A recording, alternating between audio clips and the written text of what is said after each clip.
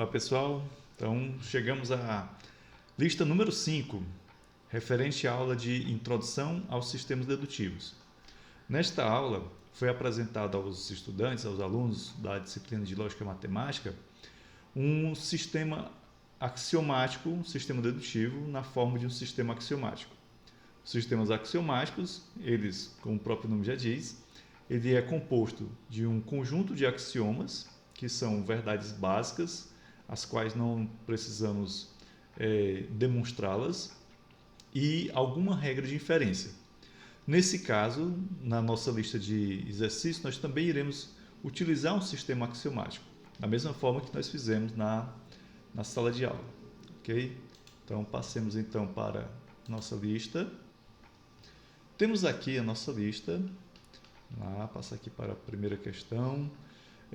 Inicialmente, é preciso deixar claro que sistema axiomático eu utilizei para resolver as questões da lista, certo? Nesse caso, um sistema bastante simples, que é composto por 3 axiomas, que nós vamos chamar de axioma A1, A2 e A3, né? E a regra de inferência, regra modus ponens.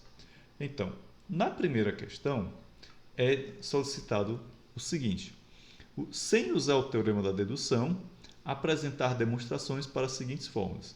Então, nesse caso aqui, nós vamos utilizar apenas os axiomas e a regra modus ponens. Então, a primeira coisa que nós precisamos fazer é utilizar um dos axiomas, né?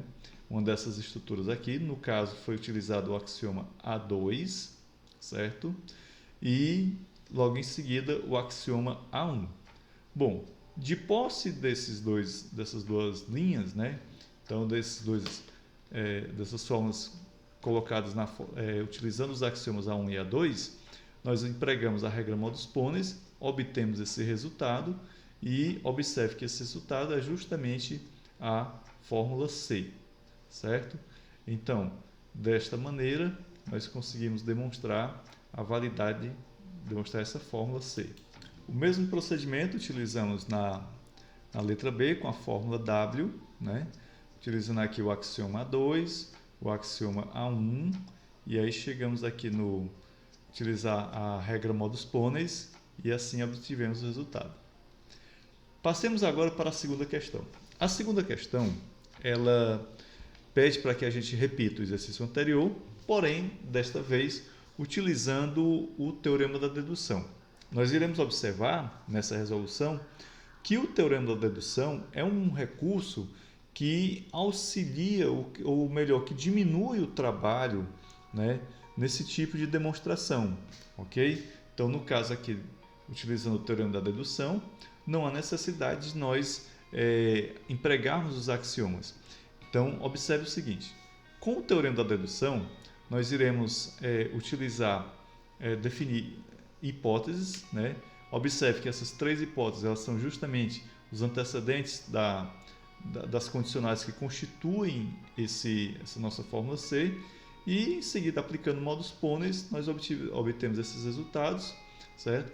E aqui, de uma maneira mais simplificada, nós já podemos dizer que, pelo teorema da dedução, nós obtemos o resultado desejado, certo? Entendido? Então, nesse caso aqui, logo em seguida, as ações seguintes, a linha 5 seria a introdução da implicação, que faria com que no final a gente chegasse a essa fórmula C, certo? Na letra B, a mesma coisa, né? A fórmula W, observe que foi bem menos fácil do que no anterior, certo? Sem utilizar o teorema da dedução, e bem mais simples também. É o mesmo procedimento. Assumimos como hipótese os antecedentes das condicionais que temos aqui na fórmula. Ok? Bem, na questão número 3, nós vamos provar os teoremas utilizando o teorema da dedução, se for conveniente, certo? Então, nesse caso aqui, o que é que nós fizemos na letra A? Assumimos 2 hipóteses, né? Na linha 1 e na linha 2. Observe que essas hipóteses assumidas são justamente os antecedentes dessas condicionais. Aplicamos aqui o axioma 3, né? Em seguida, aplicamos o axioma 1, né? E por meio do modus ponens, com as linhas 1 e 2, de 3 e 4, chegamos ao resultado P, certo? E assim sucessivamente nas demais respostas, utilizando esse mesmo procedimento, certo? Então, assumindo as hipóteses, né? Hipótese P condicional Q, não Q, né? Utilizando aqui o axioma, a introdução da... Aliás, uma das regras aqui, certo? Que é a regra modus tollens, se eu não me engano. Isso, é a regra modus tollens. Não.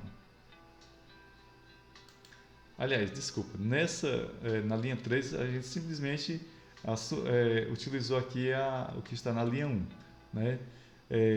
Aplicando a regra da contraposição na linha 3, obtemos esse resultado, certo? E assim a gente vai demonstrando a validade dessas fórmulas. Observe que no caso aqui a nossa última dedução é justamente esse consequente dessa condicional, certo? Então isso acaba de uma forma mostrando a validade dessa condicional, certo? Dessa forma. Aqui novamente utilizando as hipóteses, né? No caso os antecedentes das condicionais, como anteriormente, assumimos aqui a linha 1, né?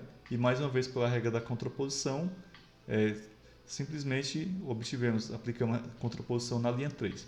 Lembre-se que a regra da contraposição ela é uma regra de equivalência, certo?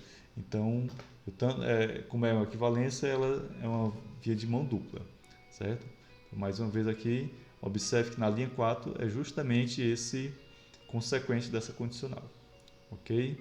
Aqui mais uma vez o mesmo procedimento, só que nesse caso aqui, na letra D, nós aplicamos algumas regras que não foram comentadas em sala de aula, mas serão comentadas em breve, né?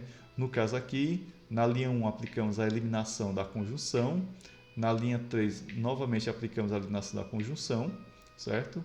E nas linhas 2 e 3 aplicamos o chamado princípio da exclusão e aí chegamos ao resultado Q, certo? Na letra E, assumimos como hipótese o símbolo proposicional P e aplicamos a regra da dupla negação, que é justamente, né, não P é o consequente dessa forma, ok? Bom, na quarta questão, já quase chegando ao final da lista, né? A lista são só 5 questões, nós temos o seguinte: utilizando o sistema PA, apresentado na gravação da aula do dia 10 do 5 de 2021, provar que se beta se A condicional B deriva de beta e beta também C de junção A deriva de beta, então B de junção C derivará de beta. Então, nesse caso aqui, o que é que nós vamos fazer? Nós deveremos provar isso daqui. Nós vamos assumir como hipótese A condicional B e C de junção A, né? Utilizando pelo axioma do sistema PA, nós vamos ter esse resultado. Observe que sempre que a gente utiliza axiomas, a operação exige um pouco mais de raciocínio, certo? Na linha 2 e 3 a gente aplica modus ponens, obtemos esse resultado, e utilizando a modus ponens na linha 1 e 4, obtemos esse resultado B de junção C, que é justamente aquilo que está aqui na sentença, né? Esse B, o consequente dessa condicional, que é a sentença que nós desejamos provar. Na quinta questão, também utilizando o teorema o sistema PA, temos que provar essa disjunção, que é uma velha conhecida da gente, que é o princípio do terceiro excluído, né? Então, assumimos como axioma essas linhas 1 e 2, né? Utilizando o axioma 3, desenvolvemos a linha 3, né? Aplicando modus ponens na linha 1 e na linha 3, vamos ter esse resultado. Modus ponens na linha 2 e na linha 3, obtemos esse outro resultado, ok? Então, dessa maneira, a gente conclui essa lista de exercícios. Bom, e assim como a gente fez em outras listas, é interessante a gente tentar entender qual é a importância desse tipo de de exercício, ou melhor, desse tipo de conteúdo, né, que foi abordado tanto na lista como em sala de aula, para um estudante, para os estudantes do curso de Ciência da Computação, certo? Então, a lista de exercícios sobre sistemas dedutivos da lógica proposicional, ela representa um componente fundamental na formação de estudantes de Ciência da Computação, especialmente por ser apresentado no primeiro período do curso. Essa abordagem inicial, a lógica formal, desenvolve habilidades importantes que serão utilizadas ao longo de toda a formação acadêmica do do cientista da computação. Então, qual é a relevância? Primeiro de tudo, esse tipo de atividade, esse tipo de conteúdo, ele é uma fundamentação do pensamento computacional, né? Sistemas dedutivos formais são a base teórica sobre a qual toda a computação é construída.